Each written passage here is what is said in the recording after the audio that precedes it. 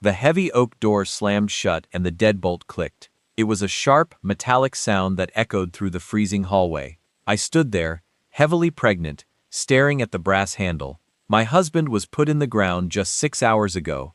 His family did not bring me to this remote estate to mourn. They brought me here to disappear. Hit like, subscribe for more betrayal stories, and comment on your city or country. My hands trembled as I pressed my palms against the heavy wood of the bedroom door. I twisted the cold brass knob, my knuckles turning white, but it refused to give. It was locked from the outside. "Ophelia," I called out, my voice cracking in the empty space. "Ophelia, open the door." Silence. Just hours ago, I stood in the pouring rain, watching a wooden casket lower into the muddy earth. Evan, my husband, my absolute protector, was gone. A car crash, the police said. A tragic, freak accident on a dry mountain road. Now, standing trapped in his family's ancestral home, a suffocating, icy dread wrapped tightly around my throat. It was no accident. I backed away from the door, my breathing turning shallow and fast. I wrapped my arms around my swollen belly, feeling a sharp, unsettled kick from the baby. 8 months. I was 8 months pregnant with Evan's child, and suddenly, I was entirely alone in the world. Evan's family had always hated me. Ophelia, his mother, looked at me like I was dirt tracked onto her pristine marble floors. To her, I was just a girl from a working-class neighborhood who had somehow tricked her golden boy into marriage. She never attended our wedding, none of his 7 brothers did. Adrian, Blake, Colin, Grant, Hunter, Mason, and Ryder. They operated like a pack of wolves. They were violently loyal to Ophelia and ruthlessly protective of the family empire. But at the funeral today, Ophelia had approached me. She wore a veil of thick black lace, her eyes dry and unreadable. She took my freezing hands in hers and told me I should not be alone in my apartment.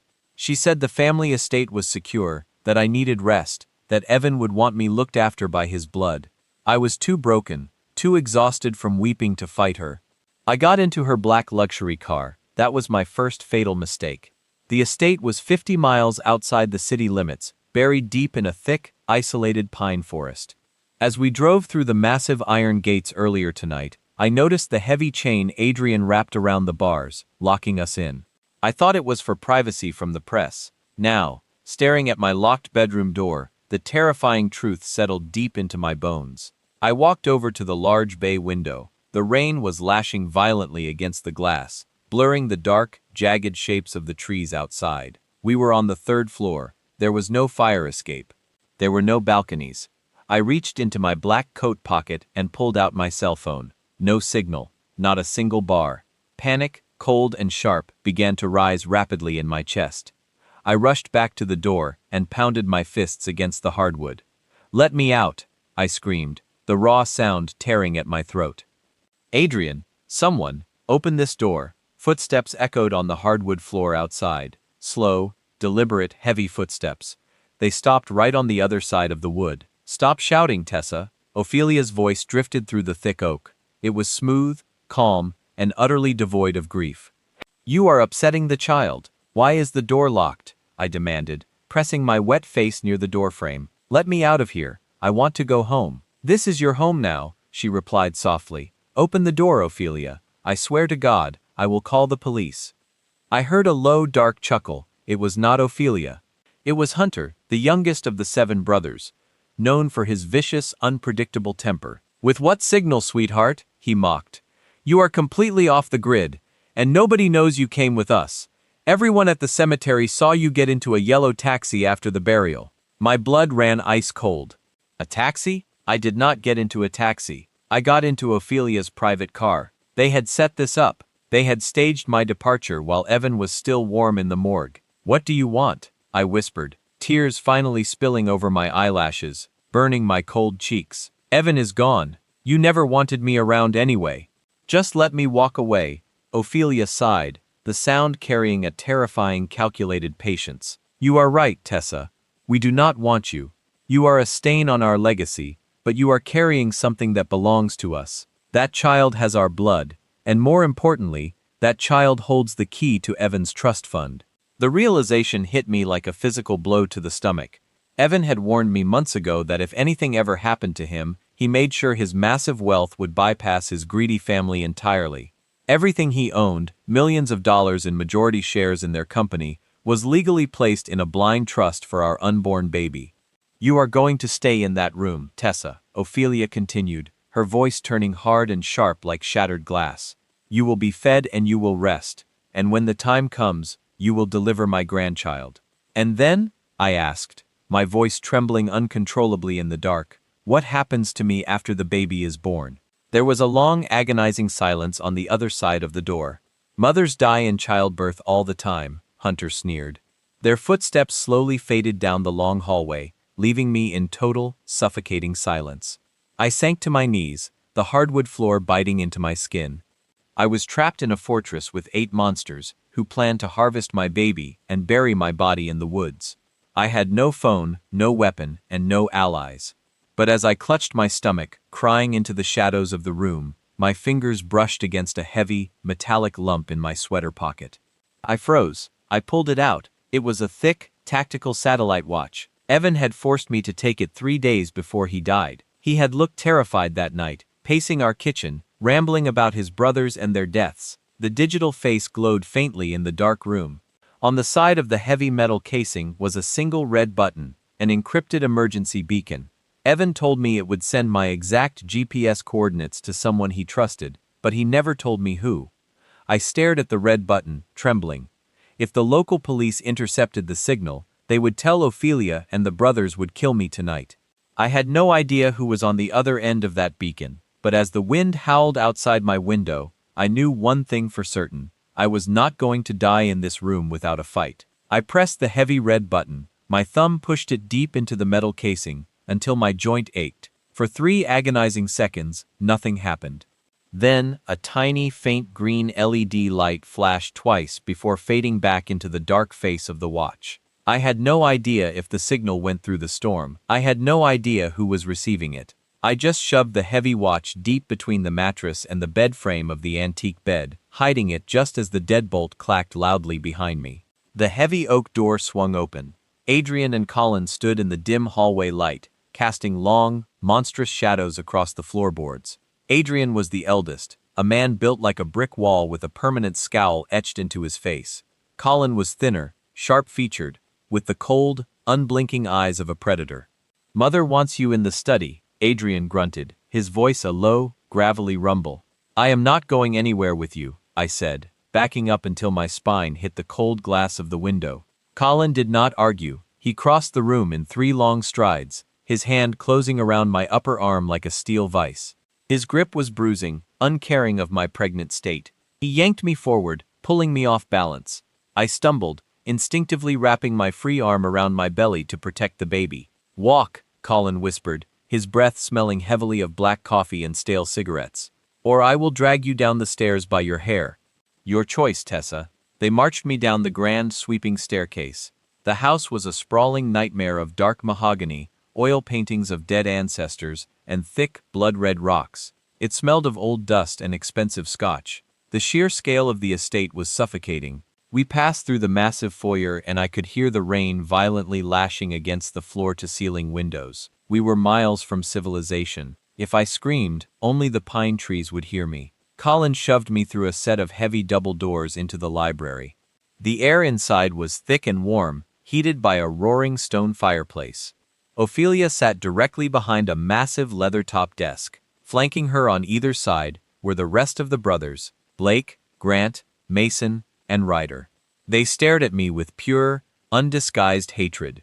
But there was someone else in the room, sitting in a high-backed leather chair, polishing his glasses with a silk handkerchief, was a man in a perfectly tailored gray suit. "Sit down, Tessa," Ophelia commanded, gesturing to a hard wooden chair opposite her desk. I refused to move. I stood near the doorway, my breathing heavy, my legs shaking from the adrenaline coursing through my veins. "What is this?" I demanded, my voice trembling but loud. "Who is this man?" The man placed his glasses on his narrow face and smiled. It was a terrifying, hollow smile. "My name is Victor. I am the chief legal counsel for the family trust. Please, Mrs. Tessa, have a seat. We have urgent matters to discuss regarding your late husband's estate." Hearing Evan referred to as my late husband, felt like a knife twisting in my ribs. I slowly walked to the chair and sat down, my hands protectively shielding my stomach. Victor pulled a thick stack of legal documents from his leather briefcase and placed them gently on the desk. Evan was not entirely transparent with his family before his tragic passing, Victor began, his tone maddeningly calm. As it turns out, 3 months ago, Evan restructured his entire portfolio. He transferred his 51% controlling stake in the family's international shipping corporation, along with liquid assets totaling nearly $400 million, into an ironclad blind trust. Ophelia's jaw tightened. I could see the veins pulsing in Adrian's thick neck. The sheer magnitude of the money hung in the air like a physical weight. Evan left nothing to his mother, Victor continued, tapping the paperwork. He left nothing to his 7 brothers. The sole beneficiary of the empire is the unborn child you are currently carrying. And until that child turns 21, the sole trustee with absolute financial control over those assets is you. The silence in the room was absolute. The crackle of the fire was the only sound. I stared at the paperwork, a wave of profound sorrow washing over me. Evan knew. He knew his family was siphoning money, making ruthless illegal deals. He knew they were dangerous. He had built a fortress of wealth to protect us. Knowing they would never see a single dime of it. He knew you were vultures, I whispered, tears welling in my eyes. He was trying to cut you off. Mason slammed his fist against the mahogany bookshelf, the wood splintering under his knuckles. "Shut your mouth, you pathetic gold digger," he roared, stepping toward me. Ophelia held up a single pale finger, and Mason stopped dead in his tracks. She leaned forward, her dark eyes locking onto mine. Evan was confused, Ophelia said softly. He was manipulated by a common woman who weaponized a pregnancy against him. But this family does not lose what belongs to it.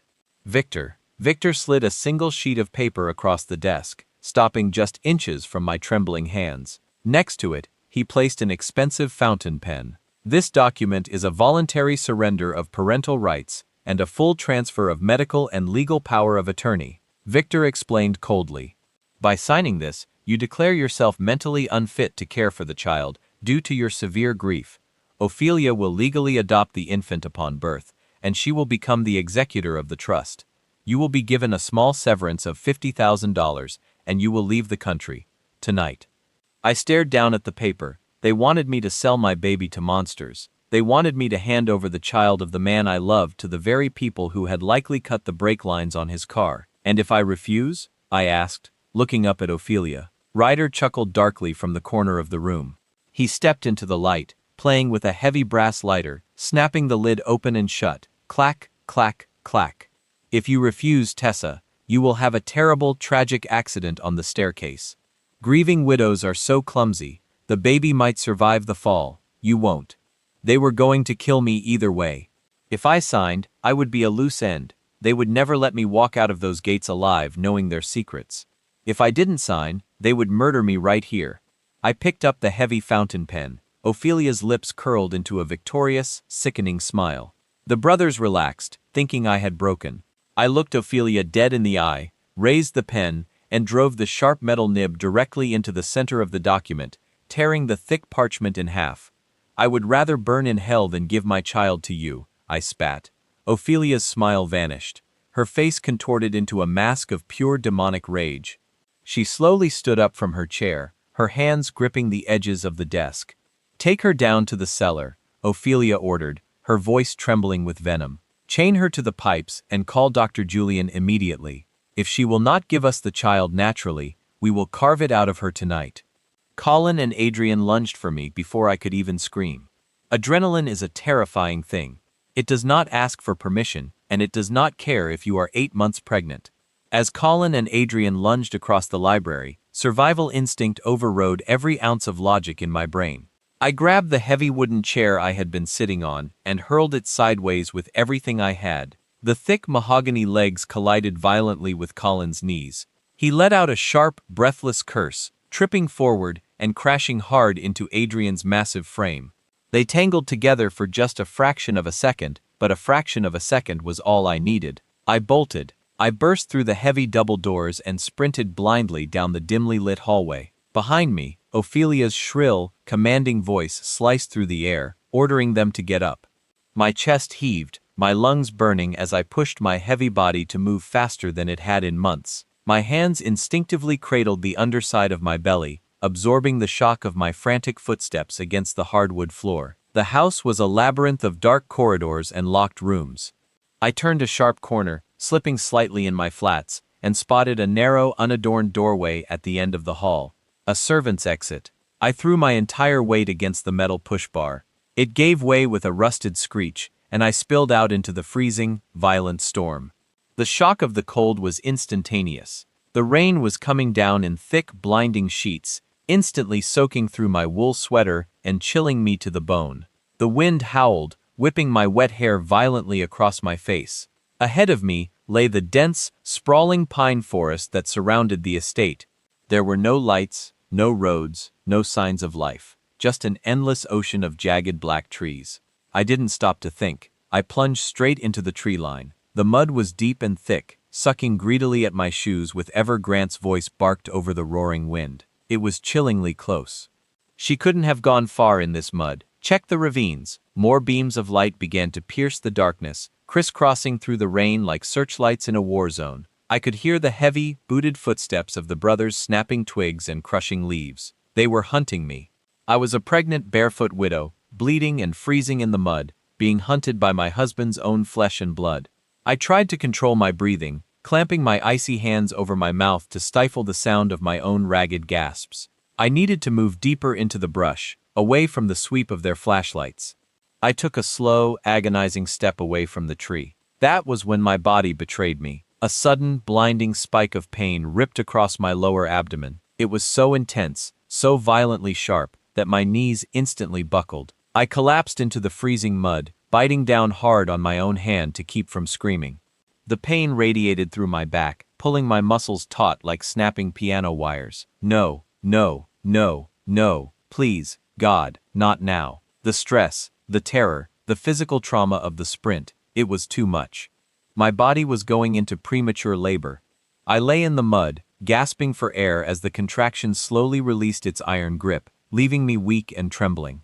But the relief was shattered by a warm, terrifying rush of fluid soaking through my clothes. My water had broken. I dragged myself up, leaning heavily against the tree, sobbing quietly into the rain. I couldn't walk. I couldn't run. I was entirely paralyzed by the crushing reality of what was happening.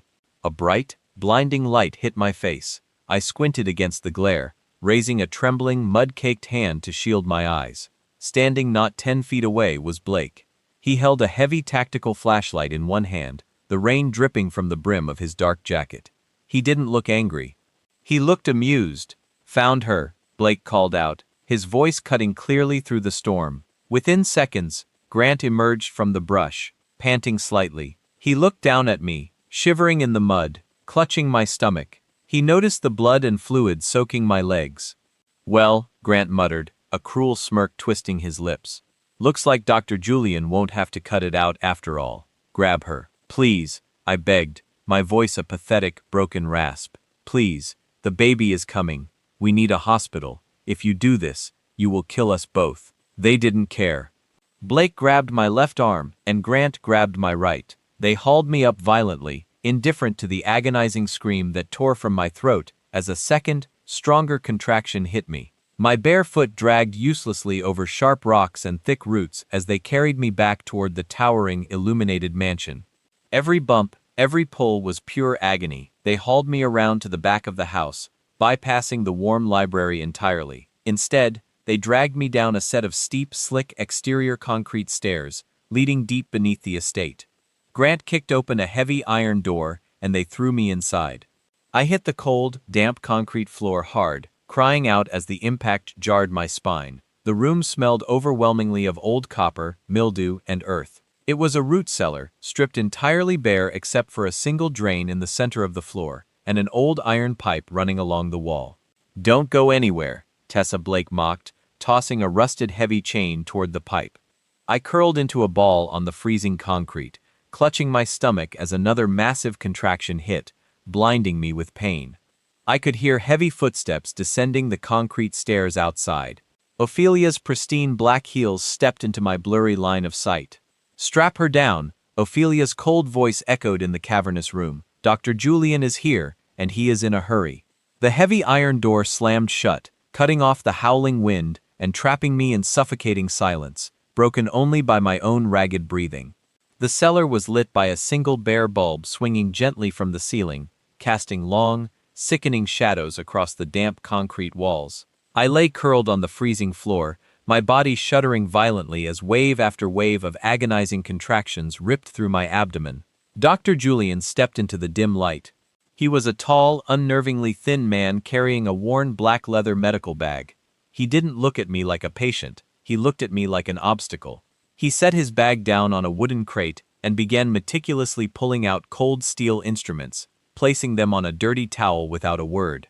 "Julian," Ophelia commanded from the corner of the room, her voice devoid of any human empathy. "The child must survive. I do not care what happens to her in the process."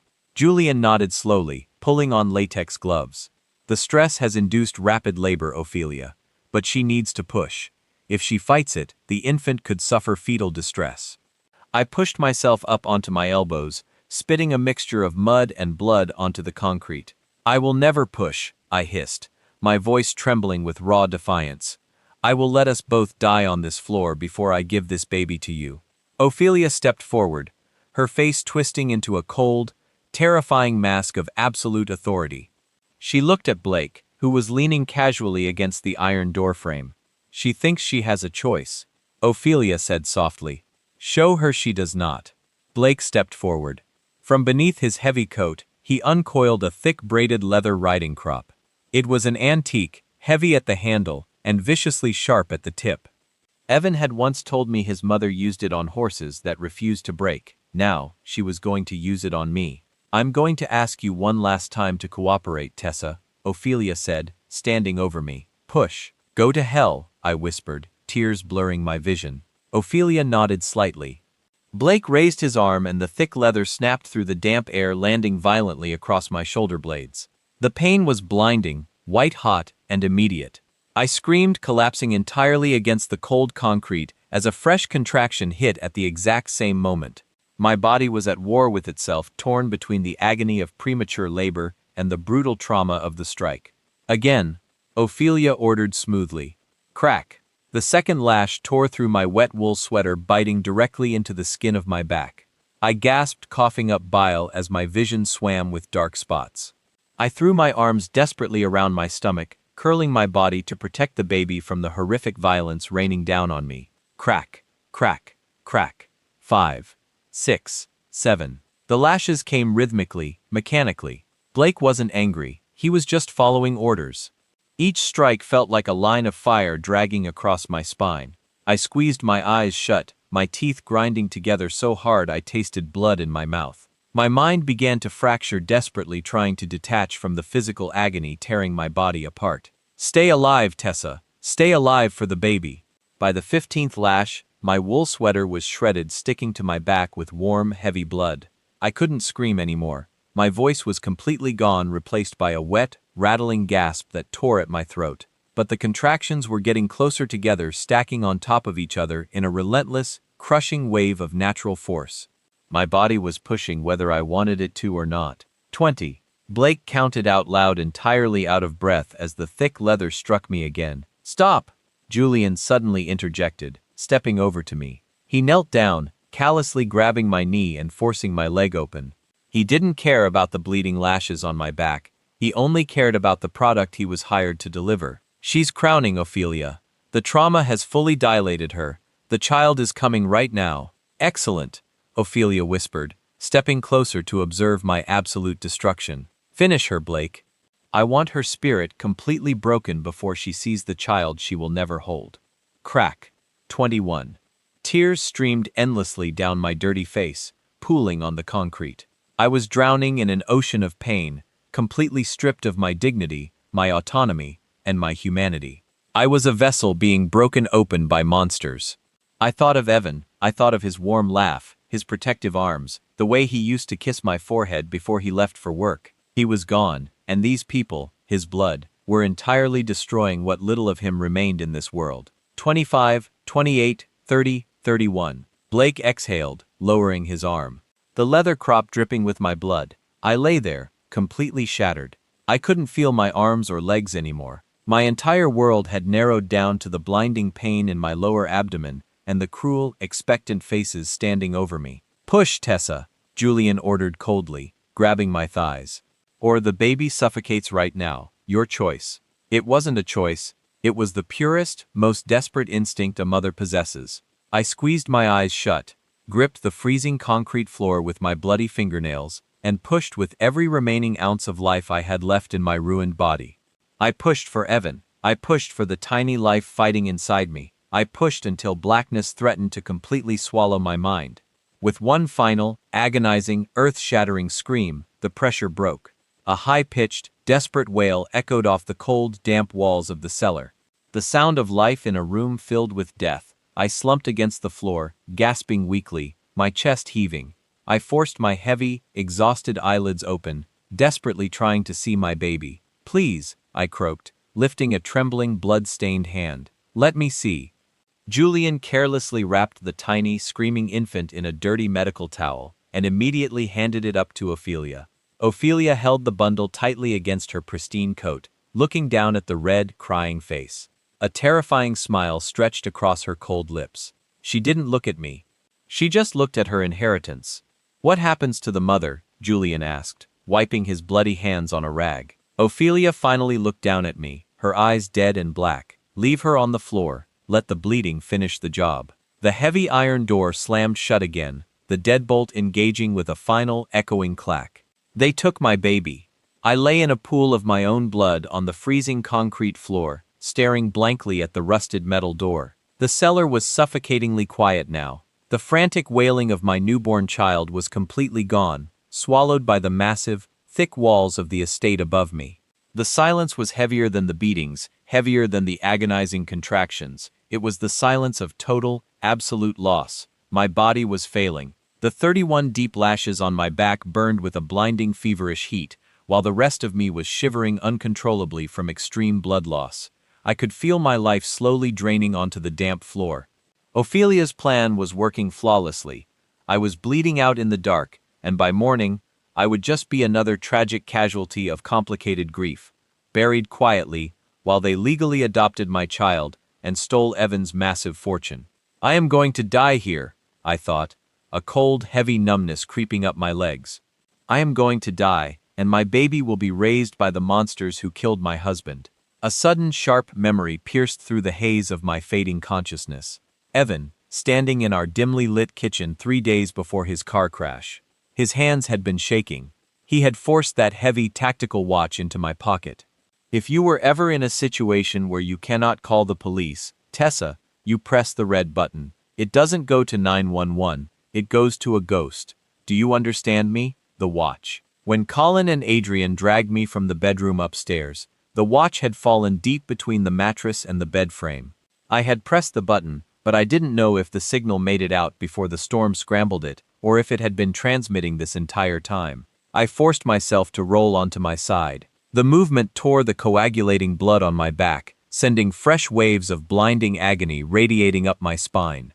I bit down on my lips so hard I tasted copper, stifling a scream. I had to stay awake. I had to focus on the pain to keep the terrifying darkness at bay. Above me, the faint, muffled sounds of a celebration drifted down through the floorboards. The clinking of heavy crystal glasses, the low rumbling laughter of the 7 brothers. They were toasting to their victory. They were drinking expensive scotch while my newborn was likely locked in a silent room waiting to become nothing more than a legal loophole for their greed. I dragged my body an inch forward, then another. My bloody fingernails scraped desperately against the rough concrete. I didn't have a plan. I didn't have the strength to stand, but I was not going to simply close my eyes and let Ophelia win. I dragged myself toward the rusted iron pipe running along the base of the wall, desperate to find anything I could use to break the lock on the door. As my hand brushed against the cold metal pipe, a sudden heavy vibration shook the damp floor beneath me. I froze, my breath catching in my throat.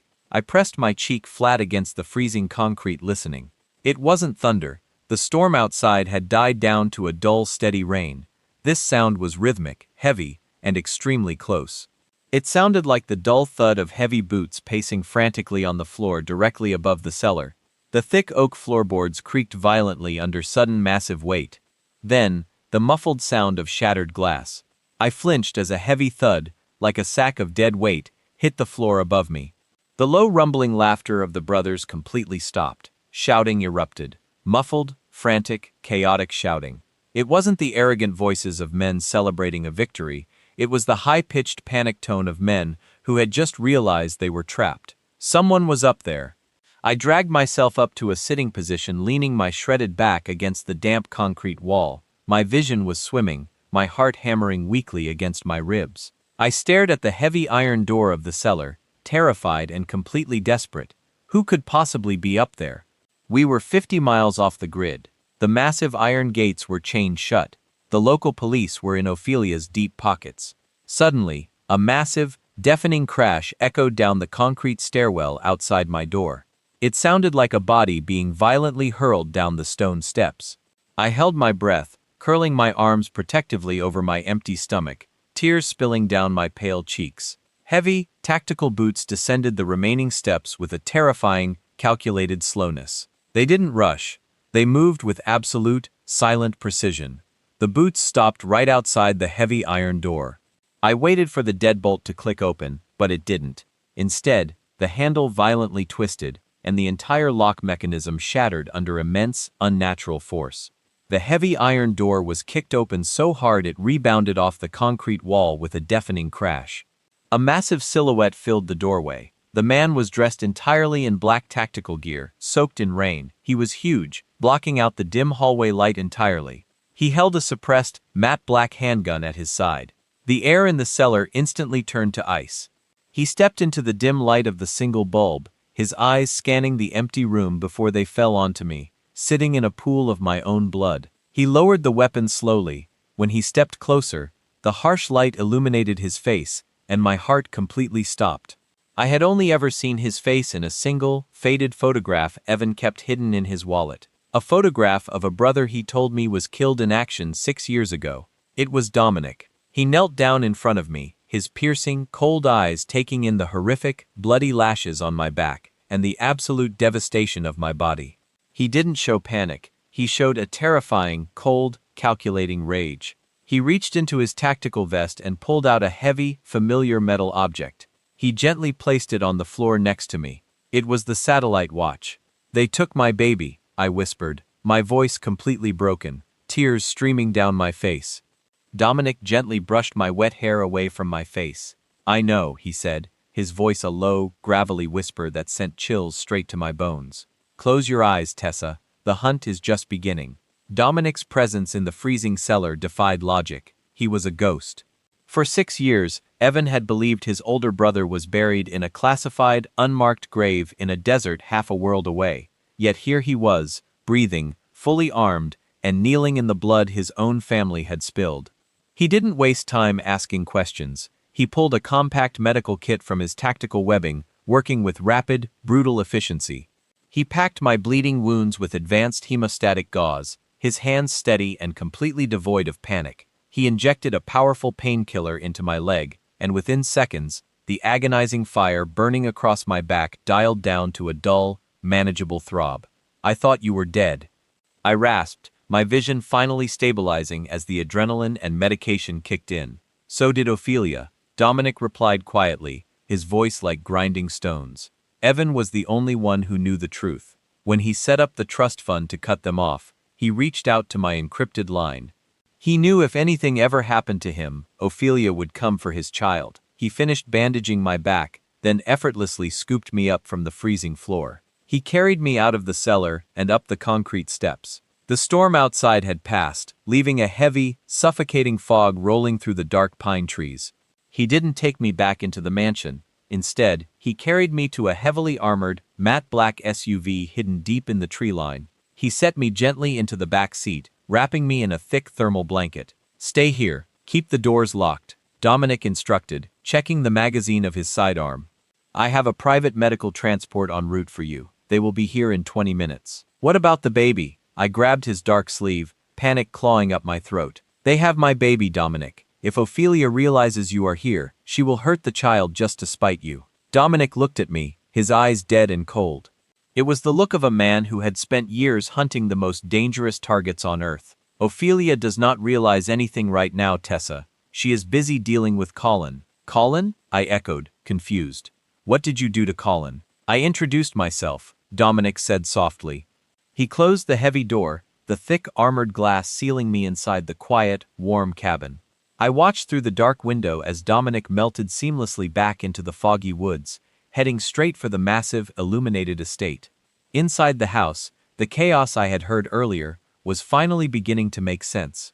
Dominic had not just walked through the front door, he had systematically disrupted their entire secure environment. He had cut the main power lines leading to the backup generators. The massive estate was now running solely on emergency lighting, casting eerie, dim red shadows across the windows. In the grand library, Ophelia was standing near the fireplace, clutching the tightly wrapped newborn to her chest. She was pacing rapidly, her pristine composure entirely shattered. The thick mahogany double doors had been kicked off their hinges. "Where is Colin?" Ophelia shrieked, looking at Adrian and Blake, who were frantically reloading heavy hunting rifles. "We don't know," Adrian growled, his massive hands shaking slightly as he slammed a magazine into his rifle. "He went to the west wing to check the breaker box when the lights cut out. He never came back." "We found his radio crushed on the floor." "And the guards outside?" Ophelia demanded. Blake swallowed hard, sweat dripping down his pale face. "Gone. The dogs are dead in their kennels. Someone disabled the security cameras before the power even dropped. We are completely blind, Mother." Dr. Julian, the cold, calculating doctor who had forced me to deliver, was sitting in the corner, clutching his medical bag to his chest, trembling visibly. "I am leaving," he stammered, standing up quickly. "This was not part of the deal. I delivered the child. My job is done. I am driving back to the city." "You are not going anywhere," Ophelia screamed, pointing a shaking finger at him. "Nobody leaves until we find out who breached the perimeter." Julian ignored her. He bolted for the library door, sprinting down the dim, red-lit hallway toward the main foyer. He reached the massive front double doors, his hands desperately fumbling with the heavy deadbolts. He managed to unlock one, then the second. He threw the heavy wooden doors open, ready to run into the foggy night. A single suppressed gunshot echoed through the grand foyer. "Ugh!" Julian stopped dead in his tracks. He stood perfectly still for 3 agonizing seconds before slowly collapsing face first onto the imported marble floor. He didn't move again. Back in the library, Ophelia screamed, pulling the baby tighter against her. Adrian and Blake immediately leveled their rifles at the open doorway, waiting for an army to pour through. But no one came. There was only silence. A terrifying, heavy, calculated silence. "Who is out there?" Grant yelled, stepping out from behind the heavy oak desk, his own shotgun raised. "Show yourself." From the dark hallway, a heavy, metallic object rolled slowly across the hardwood floor. It stopped directly in the center of the library, spinning slightly in the red emergency light. It was Colin's heavy gold watch. The strap was covered in thick, dark blood. Adrian stared at the watch, the color completely draining from his face. "This is not the police," he whispered, lowering his rifle slightly. "The police do not operate like this. We are being hunted." "Burn the documents," Ophelia ordered, her voice finally breaking with pure, unadulterated terror. "Burn the trust papers. Burn the adoption forms. If they want the girl's money, they can have it. Just get me out of this house right now." "It is too late for negotiations, Ophelia," a deep, chilling voice echoed from the shadows of the second-floor balcony above the library. Every single brother raised their weapon toward the ceiling, desperately searching the dark rafters. Dominic stepped out of the shadows, looking down at his family. He didn't hold a rifle, he didn't look frantic, he looked perfectly, terrifyingly calm. "Hello, Mother," Dominic said. Ophelia stared up at him, her eyes widening in absolute horror. "Dominic," she breathed, stumbling backward until she hit the wall. You are dead." "I am," Dominic replied, raising his sidearm slowly. "And before dawn breaks, so are all of you." The muffled, rapid crackle of heavy gunfire erupted from the massive windows of the estate, lighting up the thick fog with violent flashes of yellow and orange. Sitting in the pitch-black cabin of the armored SUV, I flinched, pulling the thick thermal blanket tighter around my shivering, ruined body. They were shooting at a ghost. I leaned my heavy head against the cold, bulletproof glass, staring at the looming silhouette of the mansion. The power was completely cut. Only the faint, bloody glow of emergency backup lights spilled from the shattered windows of the library. My breathing was shallow, my back throbbing with a deep, sickening ache where Blake had laid me open 31 times. But the physical pain was completely overshadowed by the agonizing, hollow emptiness in my chest. My baby was in that house. Suddenly, a sharp burst of static crackled through the quiet interior of the SUV. I jumped, my eyes darting toward the center console. A heavy, military-grade tactical radio sat wedged between the seats, a small green light blinking rhythmically. Dominic must have synced it to the estate's internal security frequency before he went inside. I reached out with a trembling hand and turned the volume dial up. Reloading, cover the stairs. Adrian's voice roared through the speaker. He sounded completely unhinged. The arrogant, gravelly tone replaced by raw, unadulterated panic. "Where did he go?" Grant screamed back, his voice pitching high with terror. "I dumped an entire magazine into the balcony. He was right there. He dropped into the main hall." Blake yelled over the static. "Mother, stay behind the desk. Do not move." I closed my eyes, gripping the heavy leather seat. I could hear the faint, desperate wailing of my newborn baby in the background of their transmissions. The sound tore at my very soul. Ophelia was holding my child in the middle of a war zone. "Blake, take the west corridor," Adrian commanded, breathing heavily into his microphone. "He's just one man. We know these halls. Flush him out. Grant, Mason, watch the rear exits. Do not let him circle behind us." For 3 agonizing minutes, the radio fell entirely silent. The only sound in the SUV was my own ragged breathing and the soft patter of rain against the windshield. Inside the house, the brothers were hunting. Or rather, they thought they were hunting. Then, the radio hissed to life again. "Adrian," Blake whispered. His voice was barely audible, trembling so violently it sounded like he was freezing to death. "Adrian, I am in the West Wing corridor. The portraits are all smashed. Keep moving," Adrian replied sharply. "Clear the rooms." "He's not in the rooms," Blake whimpered. I could hear the wet, heavy sound of his boots backing up slowly against the hardwood floor. "Adrian, the security doors at the end of the hall are welded shut. He locked me in." "Blake, hold your position," Adrian barked. "I am coming to you." "No." There was a choked, wet gasp. Then, complete, heavy silence. "Blake!" Adrian yelled. "Blake, answer me!" Dead air. My heart hammered against my ribs. Dominic was not engaging them in a firefight. He was a Tier 1 operator using darkness, fear, and psychological warfare to entirely dismantle the men who had murdered his brother. He was picking them off one by one without making a sound. "Two down, Ophelia." Dominic's low, chilling voice suddenly ghosted over the radio frequency. He had taken Blake's radio. A piercing shriek echoed through the speaker. It was Ophelia. Her aristocratic composure had finally shattered into pieces. "Get the cars!" she screamed hysterically. "Mason! Ryder! Get to the garage and bring the armored sedans to the front doors. We are leaving right now." "Mother, we can't cross the courtyard," Ryder argued, panic dripping from every word. "It's pitch black out there. Do it, or we will all die in this room." Ophelia roared. I opened my eyes and looked out the passenger window.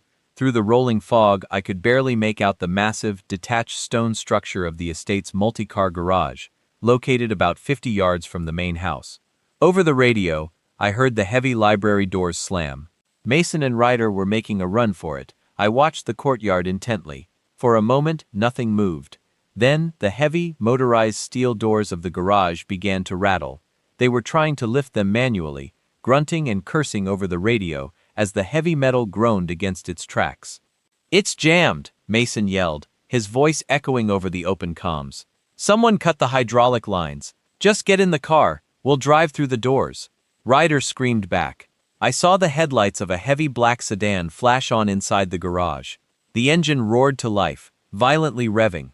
But before the car could move, a dark, massive shadow dropped silently from the garage's ceiling beams, landing directly on the hood of the vehicle. Even from a distance, I saw the twin flashes of a suppressed handgun. The headlights immediately went dark. The engine revved one final, deafening time before choking out completely. Over the radio, Ryder let out a short, terrified sob before the transmission abruptly cut out. "4," Dominic's voice whispered over the speaker. Tears of pure, overwhelming shock streamed down my face. 4 brothers were dead. Ophelia's impenetrable empire was collapsing in less than 20 minutes. Suddenly, a set of headlights cut through the fog behind me. I turned my head, wincing as the burned flesh on my back pulled tight. A sleek, black medical transport van pulled silently alongside the SUV. 2 men dressed in dark tactical medical gear stepped out, quickly approaching my door. One of them unlocked the SUV with a master key fob and opened the door. The rush of cold air hit me like a physical blow. "Tessa," the lead medic said gently, his voice urgent but calm. "Dominic sent us. We have a trauma base set up in the back of the van. We need to get you out of here right now." He reached out to lift me from the seat, but I violently pulled away, pressing myself against the center console. "No," I rasped, my voice barely working. "My baby is in there. Dominic will retrieve the infant." The medic insisted, pulling a heavy thermal stretcher out of the van. "You are critically injured. If we don't start a blood transfusion in the next 5 minutes, you will go into hypovolemic shock." I shook my head, my bloody fingernails digging into the leather armrest. I reached down and turned the volume on the tactical radio to maximum. Ophelia's voice filled the cold night air, trembling with a frantic, demonic desperation. "Adrian, Grant, barricade the doors. If he takes 1 step into this room, I will drop this child into the fireplace." My breath completely vanished from my lungs. The medics froze, staring at the radio in horror. Ophelia knew she was cornered. She knew Dominic had wiped out half her sons, and the police were never coming. In her twisted, completely broken mind, the baby was no longer an inheritance. It was her only hostage. Dominic was a lethal operator, but he couldn't shoot Ophelia without risking the life of the newborn in her arms. I looked at the medic, my vision swimming with exhaustion and pure, undeniable maternal rage. "Give me something to keep me walking," I whispered, reaching blindly into his open trauma kit and grabbing a pair of heavy steel trauma shears. "Because I am not leaving this property without my child." "You cannot go in there," the medic pleaded, stepping in front of the open SUV door. "You have lost nearly 3 pints of blood, Tessa. If you exert yourself, your heart will stop." "Move," I hissed, my voice entirely hollow and cold. I gripped the heavy steel trauma shears so tightly my knuckles turned pure white. The medic stared into my eyes, searching for hesitation. He found absolutely none. With a heavy sigh, he reached into his bag, pulled out a large auto-injector, and jammed it forcefully into my outer thigh. A massive surge of synthetic adrenaline and high-grade painkillers exploded into my bloodstream. My vision instantly sharpened.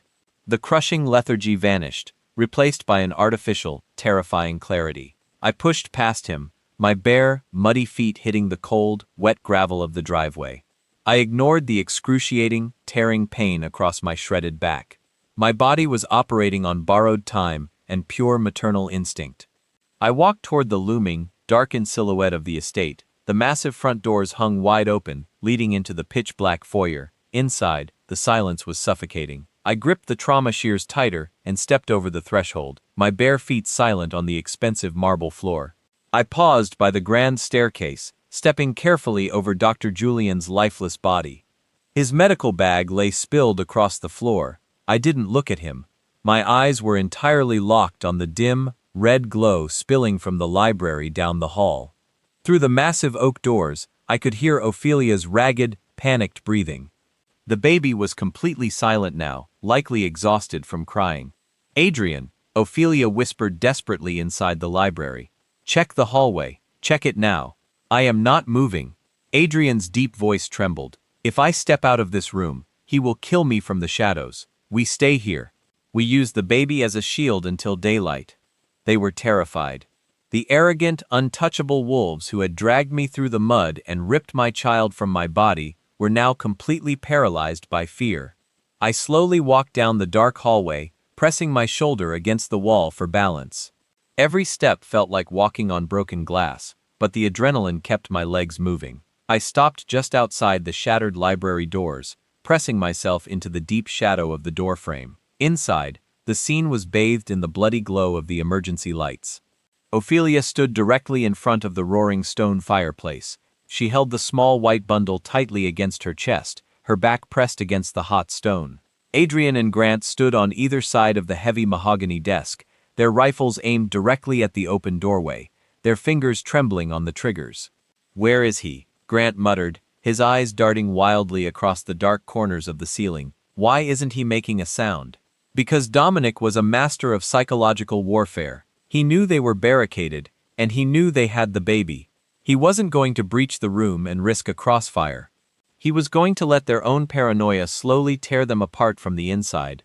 Suddenly, a massive, deafening crash echoed from the floor directly above the library. Grant flinched so violently he nearly pulled his trigger. "He's upstairs," he screamed, backing away from the desk. "Hold your position," Adrian roared. Then, a heavy, rhythmic thumping began. It was slow and deliberate. Thump, drag, thump, drag. It sounded exactly like someone dragging a heavy dead body across the hardwood floor right above their heads. Ophelia covered her ears, her eyes wide with unadulterated madness. "Stop it," she shrieked at the ceiling. "Stop playing with us." The dragging sound moved directly over the center of the library, then abruptly stopped. A moment later, a thick, dark, crimson liquid began to drip from the ornate wooden chandelier, hanging above Adrian's head. Drip, drip, drip. It hit the mahogany desk, pooling violently across the torn legal documents I had refused to sign. Adrian looked up, his face entirely drained of color. "It's Mason," he whispered, his voice breaking. He hung Mason above the library. "Shut up," Ophelia ordered, her voice cracking. "Do not let him get into your head, Adrian." But it was too late. The absolute terror of being hunted by an invisible predator had completely broken Grant.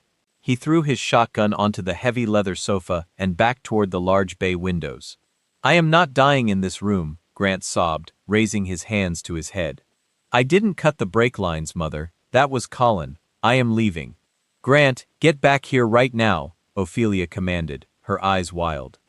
Grant ignored her. He turned and threw his entire body weight against the heavy glass of the bay window, attempting to shatter it and escape into the foggy night. The glass cracked, a massive spider web of fractures spreading across the pane, but it didn't break entirely. Before Grant could pull back and ram the glass a second time, the heavy velvet curtains flanking the window violently whipped forward. A massive hand, encased in a black tactical glove, shot out from the heavy fabric and clamped tightly over Grant's mouth, completely silencing his scream. A second hand wrapped around his throat. In a single, fluid, horrifyingly silent motion, Grant was violently pulled backward into the pitch-black void behind the heavy curtains. Adrian whipped his rifle toward the window, completely freezing. Not a single sound came from behind the velvet. No struggle, no gasp, just dead, heavy silence. Dominic had been in the room the entire his. He simply wrapped a thick steel garrote wire around Adrian's thick neck and pulled back violently. Adrian's massive hands flew to his throat, but the wire was completely buried. He didn't even have the breath to scream.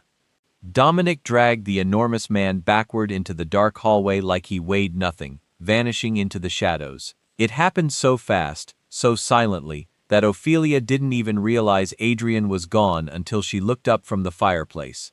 "Adrian!" she called out softly, staring at the empty space beside the desk. She was completely alone. Ophelia slowly lowered the newborn child, her hands shaking violently. She looked around the massive ruined library, her empire reduced to blood and shadows. "Show yourself," she screamed, holding the baby out toward the dark doorway. "I will drop her. I swear to God. Dominic, I will throw her into the fire." I couldn't wait any longer. I stepped out from the shadows of the hallway and into the red glow of the library, raising the heavy steel trauma shears. "You won't have the chance," I whispered. Ophelia completely froze, staring at me as if I were an apparition. She expected a highly trained, lethal ghost to step out of the shadows. She did not expect a broken, barefoot, bleeding widow to walk through the heavy mahogany doors, clutching a pair of steel trauma shears like a weapon of war. The shock on her aristocratic face was absolute. Her dark eyes darted frantically around the room, expecting Dominic to materialize behind me. But Dominic was currently busy ensuring Adrian never took another breath in the hallway. I was the only one standing between Ophelia and my child. "Tessa," Ophelia whispered, her voice a hollow, trembling rasp. She tightened her grip on the small, white bundle, taking a slow step backward until her heels clicked against the raised stone hearth of the roaring fireplace. "Get back to the cellar. You are bleeding to death." "Give me my baby," I demanded, my voice completely devoid of emotion. It wasn't a request. It was an absolute command from a mother who had nothing left to lose. I took a slow, deliberate step into the library. The adrenaline coursing through my veins made my entire body vibrate with unnatural energy. The massive, bleeding gashes across my back burned with white-hot fury, but I ignored them. I kept my eyes locked entirely on the tiny, silent bundle in Ophelia's arms. This child belongs to this family. Ophelia spat, her arrogance desperately trying to mask her total, suffocating panic. You are unfit. You are nothing but a commoner who infected our bloodline. Evan knew that. That is why he tried to hide the money. Evan hid the money because he knew you were a parasite, I said softly, taking another step forward. He knew you would drain him dry, and when he finally cut you off, you had your sons murder him on a mountain road. Ophelia let out a short, manic laugh. It was a terrifying sound that echoed off the high, dark ceiling of the library. Evan was weak. He was throwing our entire legacy away for a woman who wasn't worth the mud on my shoes. I built this empire, Tessa. I built it, and I will not let you steal it from me. I don't care about your money, I whispered, raising the heavy steel blades of the shears. I just want my daughter. Ophelia's eyes violently narrowed. She slowly extended her arms, holding the wrapped infant directly over the roaring flames of the massive stone fireplace. The intense heat immediately hit my face from across the room. Take one more step and I drop her, Ophelia threatened, her voice dropping to a terrifying, deadly calm. I will tell the police you suffered postpartum psychosis and threw your own child into the fire before bleeding out on my floor. It will be a tragic, closed case. My heart completely stopped. The air vanished from my lungs. She wasn't bluffing. Her eyes were completely dead, hollowed out by greed and madness. She would rather burn her own grandchild alive than let me walk out of this house. I froze in my tracks, the trauma shears shaking violently in my trembling hand. I couldn't move. If I rushed her, I would never close the distance before she opened her arms. Drop the shears, Tessa, Ophelia commanded, a victorious, cruel smile slowly creeping across her face. Drop them and kick them away. I slowly opened my fingers. The heavy steel clattered loudly against the hardwood floor. Now, Ophelia whispered, holding the baby precariously over the dancing flames. Get on your knees and watch what happens when you cross my family. I slowly lowered myself to the floor, the rough wood biting into to bare knees. Tears of pure agonizing defeat streamed down my muddy cheeks. I had survived the cellar. I had survived the lashes. I had dragged myself out of the dark, only to watch this monster destroy everything I loved. Please, I begged, my voice breaking entirely. Ophelia, I will sign the papers. I will give you the money. Just let her live. Ophelia shook her head, the firelight casting demonic dancing shadows across her face. You tore the papers, Tessa. The deal is completely off. She opened her hands to drop the child, but before gravity could pull the tiny bundle into the flames, a massive, deafening explosion of shattered glass erupted behind Ophelia. Dominic had not used the door. He had scaled the exterior stone wall of the estate and violently kicked straight through the heavy stained glass window positioned directly above mantel. He didn't hesitate. He didn't speak a single word. He simply dropped from the broken window frame, wrapping one massive black-gloved arm entirely around Ophelia's throat before her feet even realized what was happening. The sheer violent momentum of his drop pulled Ophelia backward, violently ripping her away from the fireplace. As she was jerked backward, the baby slipped from her grasp, tumbling through the air toward the stone hearth. I didn't think. I completely abandoned my physical limits and launched myself forward. I slid across the polished hardwood floor, throwing my entire body over the hot stone of the fireplace hearth. I caught the white bundle just inches before it hit the heavy iron grate. I curled my body around the baby, completely shielding her from the intense heat of the flames. I held her tightly to my chest, sobbing uncontrollably as I felt the faint, steady rhythm of her tiny heartbeat against mine. She was alive. She was safe. Behind me, the struggle was entirely over before it even began. Dominic had Ophelia pinned completely to the floor. He didn't strike her. He simply knelt beside her, his massive hand pressing heavily against her chest, pinning her to the ruined legal documents scattered across the hardwood. Ophelia stared up at him, her chest heaving, absolute primal terror finally breaking her aristocratic facade. She looked around the library. Adrian was gone. Grant was gone. Her empire was completely destroyed. You killed them! Ophelia choked out, tears of madness streaming down her face. You killed all of your brothers. Dominic looked down at the woman who gave birth to him, his eyes colder than the winter storm outside. I never had brothers, he whispered softly. I only had Evan. He slowly reached into his tactical vest and pulled out a single heavy silver object. He set it gently on the floor beside Ophelia's head. It was a heavy steel lighter. The police are coming, Mother, Dominic said, standing up. They will find the bodies of 7 men who brutally tortured a pregnant widow, but they will not find you. Dominic's words hung in the suffocating air of the library like a death sentence. He stepped back from Ophelia, his massive silhouette towering over her trembling form. He didn't point a weapon at her. He didn't need to. He had systematically stripped away every ounce of her power, leaving her with absolutely nothing but the crushing weight of her own sins. Ophelia stared at the heavy steel lighter resting on the floor beside her. Her pristine composure was completely shattered. Her expensive clothes were covered in dirt and blood from the struggle, her gray hair falling wildly across her pale face. You wouldn't. She breathed, her voice breaking into a pathetic, high-pitched whimper. Dominic, I am your mother. You cannot do this. You lost the right to that title the moment you ordered Evan's death. Dominic replied, his voice a low, terrifying rumble that offered absolutely zero mercy. You are not a mother, you are a parasite, and your empire ends tonight. I slowly pushed myself up from the hot stone hearth, cradling my baby tightly against my chest. The tiny bundle let out a soft, sleepy murmur, oblivious to the absolute destruction surrounding us. I held her close, pressing my lips to her warm forehead. I couldn't look at Ophelia. I felt no pity for the woman who had ordered my torture and tried to throw my child into the flames. Dominic walked over to the heavy mahogany desk. He picked up a large crystal decanter filled with expensive, high-proof scotch. He unscrewed the heavy glass stopper and, with a terrifying calmness, began pouring the amber liquid directly over the scattered, ruined legal documents I had refused to sign. What are you doing? Ophelia shrieked, scrambling backward across the floor like a cornered animal. Stop! That is the family trust. There is no family trust, Dominic stated simply, his voice completely hollow. He tossed the empty crystal decanter aside. It shattered violently against the stone fireplace. There is no legacy.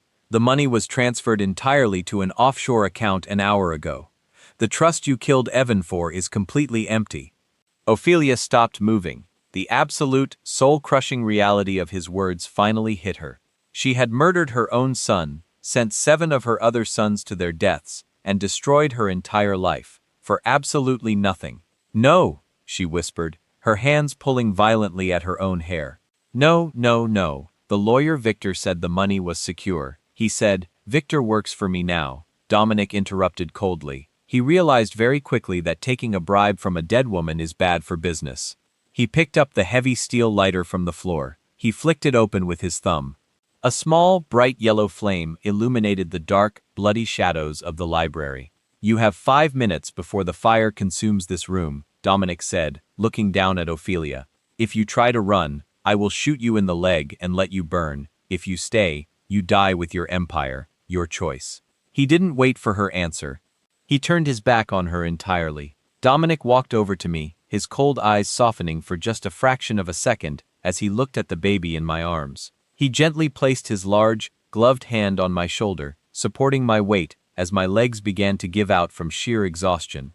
Let's go home, Tessa, he whispered gently. He wrapped his thick, tactical jacket around my freezing, trembling shoulders, completely covering the bloody, open lashes on my back. We turned and walked slowly toward the ruined, shattered double doors of the library. Behind us, Ophelia let out a long, agonizing, earth-shattering scream. It was not a scream of physical pain. It was the absolute, raw sound of a woman realizing her entire existence had just been erased. As we stepped into the dark hallway, Dominic casually tossed the lit lighter over his shoulder. The heavy, high-proof alcohol ignited instantly with a deep, muffled whoosh. A massive wall of orange flame erupted across the mahogany desk, rapidly consuming the torn trust documents and spreading violently up the heavy velvet curtains. We didn't look back. We walked slowly through the massive dark foyer, stepping over the broken glass and the lifeless bodies of the men who had thought they were untouchable. The estate, once a towering symbol of oppressive power and cruelty, was rapidly filling with thick, black smoke. The fire alarm finally began to blare, a shrill, deafening siren echoing through the empty halls. Dominic kicked the heavy front doors open, and we stepped out into the freezing, misty pre-dawn air. The medical transport van was waiting exactly where I'd left it. The medics rushed forward, their eyes widening in shock as they saw the massive, raging inferno rapidly consuming the entire west wing of the mansion. They took the baby from my arms just long enough to safely secure her in a heated, portable incubator inside the van. Then they carefully helped me onto the heavy thermal stretcher, immediately hooking 4 lines of warm fluids and O-negative blood into my arm. I lay back on the soft stretcher, staring up at the roof of the van, tears of pure, absolute relief streaming down my dirty face. The blinding, white-hot pain in my back was fading into a numb, distant ache. The terrifying, suffocating nightmare was finally over. Dominic stood outside the open doors of the van, watching the flames completely engulf the roof of the estate. The sky above the dense pine forest had begun turning a pale, bruised purple. Dawn was finally breaking. "Are you coming with us?" I asked softly, reaching out to touch his arm. Dominic looked down at me, a faint, deeply sad smile touching his lips. "Ghosts don't stick around in daylight, Tessa. I have a flight to catch. The military still thinks I'm dead, and I prefer to keep it that way." He reached into his tactical vest and pulled out a thick, sealed envelope, placing it gently on my chest. "These are the new account numbers for the baby's trust, along with fully forged passports and new identities for both of you," Dominic explained quietly. "The money is entirely untraceable. Take her far away from here, build a life Evan would be proud of." "Thank you," I whispered, my voice breaking completely, "for everything." Dominic nodded slowly, tapped the side of the medical van twice, signaling the driver to move. As the heavy doors closed, I watched through the small back window as the lethal, silent shadow who had saved my life melted seamlessly back into the dark pine forest. The van rolled slowly down the long gravel driveway, leaving the burning, collapsing ruin of the estate far behind us. The monsters were dead. The legacy was ash.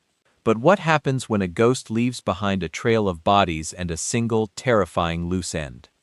The warm, sterile hum of the hospital room was the most beautiful sound I had ever heard. I lay in a soft, mechanical bed, bright morning sunlight pouring through the large window, casting a gentle, golden glow across the white blankets.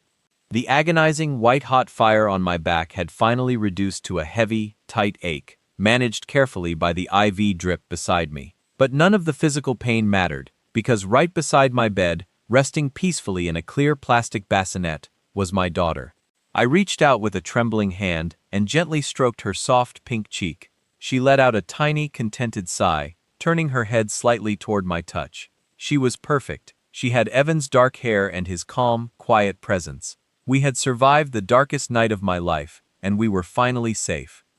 A soft knock at the heavy wooden door pulled my attention away from the bassinet. The door slowly swung open, and a tall, older man walked in, dressed in a sharp, dark suit, carrying a thick manila folder.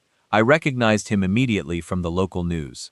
It was Judge Nathaniel, the chief magistrate of the county, known for being entirely unbribable, a rare quality in a town previously owned by Ophelia's deep pockets. He closed the door quietly behind him and walked over to my bed, looking down at me with deep, solemn respect. "Mrs. Tessa," Judge Nathaniel said softly, his voice a comforting rumble. "How are you holding up?" "I'm alive," I whispered, pulling the thin hospital blanket up to my chin. "And my daughter is safe. That's all that matters." Nathaniel nodded slowly, pulling a chair up beside the bed. He opened the manila folder and placed it carefully on his lap. "I wanted to come speak with you personally," he began, choosing his words with deliberate care. "The fire department finally cleared the wreckage of the estate at dawn. The entire main house collapsed into the foundation. A total, absolute loss." My heart pounded heavily in my chest, but I kept my expression entirely neutral. "Did they find anyone?"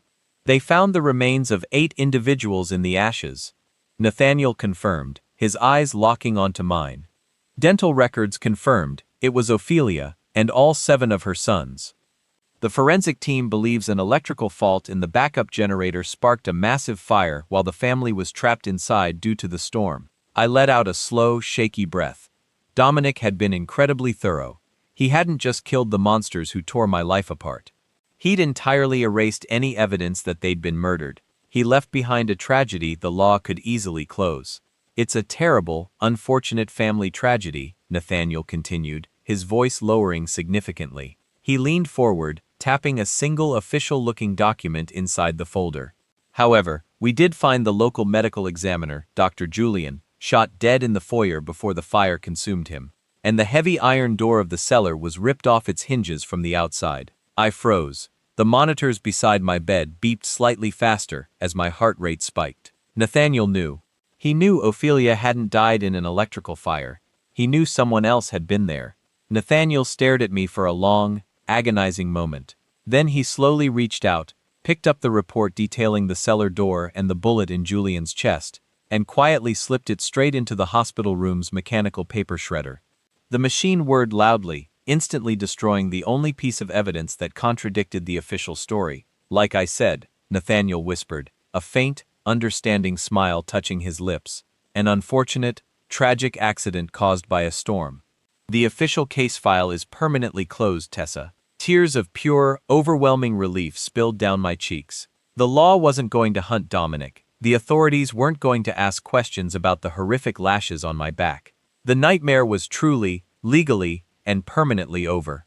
Thank you, I choked out, a sob finally breaking through my chest. Nathaniel stood, gently patting my hand. Take care of that little girl, Tessa. Evan was a good man. He deserves to have his legacy live on in peace. He walked out of the room, leaving me alone in the quiet, sunlit space.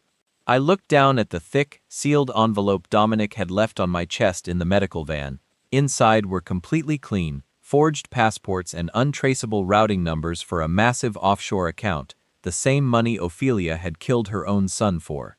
The empire she had tortured me to steal was now entirely mine, mine to use to build a beautiful, safe life for my daughter.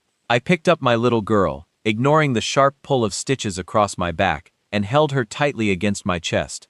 We were leaving this country tonight.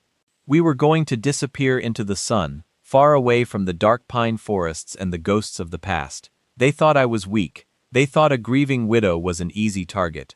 But they forgot one crucial detail. A mother protecting her child is the most dangerous force on earth.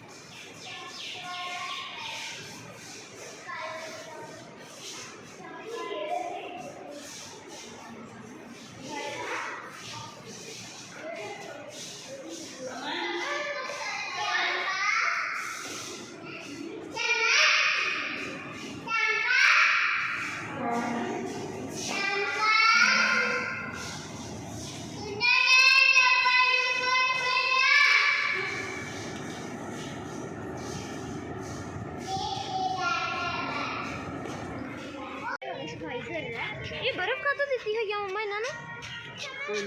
ਗਰਮੀ ਨਹੀਂ ਹੈ ਤੁਸੀਂ ਕਿਉਂ ਖਾਂਦੇ ਹੋ ਬਰਫ਼? ਮੈਂ ਨਹੀਂ ਖਾਂਦਾ, ਸਮਨ ਖਾਂਦਾ। ਅੰਦਰ ਵੇਖੋ ਆਪੇ ਕਿੰਨਾ ਮਜ਼ੇਦਾਰ ਘੁੰਮ ਹੋ ਰਿਹਾ ਹੈ। ਉਸ ਤਰਫ ਬਹੁਤ एलिफेंट नहीं है।